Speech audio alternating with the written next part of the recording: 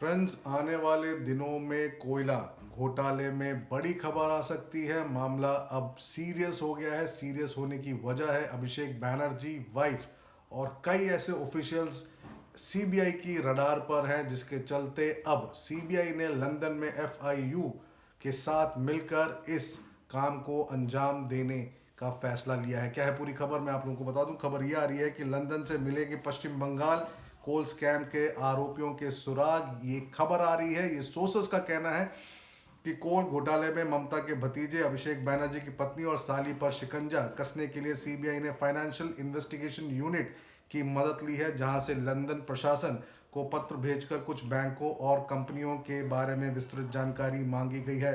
साथ ही सीबीआई इस मामले में कई सरकारी अधिकारियों से पूछताछ और गिरफ्तारी की विस्तृत योजना को अंतिम रूप दे रही है। ये खबर आ रही है पश्चिम बंगाल में चुनाव सरगर्मी के बीच सियासी पारा सीबीआई की कोल स्कैम में तेज गति जांच से भी ऊपर जाएगा।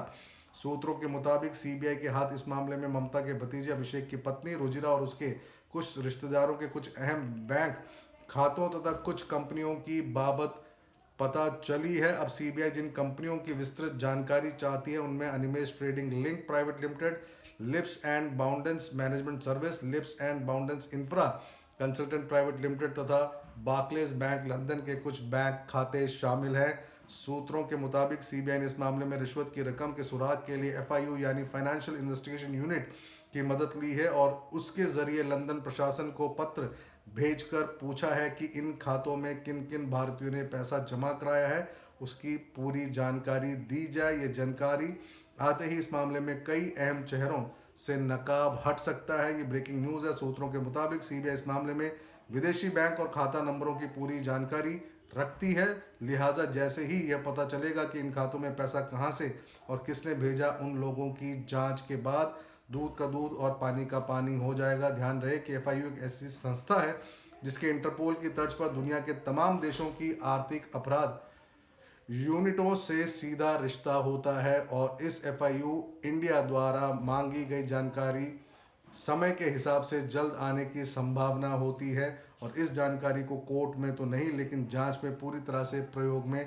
लाया जा सकता है। सूत्रों के मुताबिक सीबीआई ने इस मामले में अब सरकारी अधिकारियों की एक लिस्ट भी तैयार कर ली है, जिसमें railway, CISF, Eastern Coal Field तथा पुलिस और प्रशासन के अधिकारी शामिल हैं।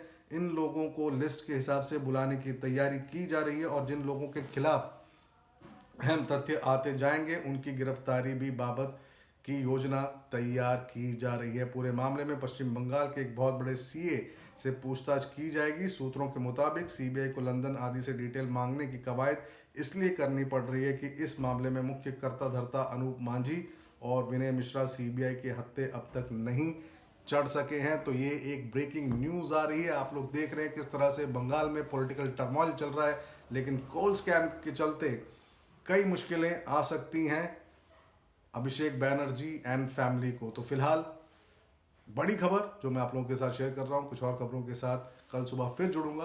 फिलहाल इतना ही, धन्यवाद।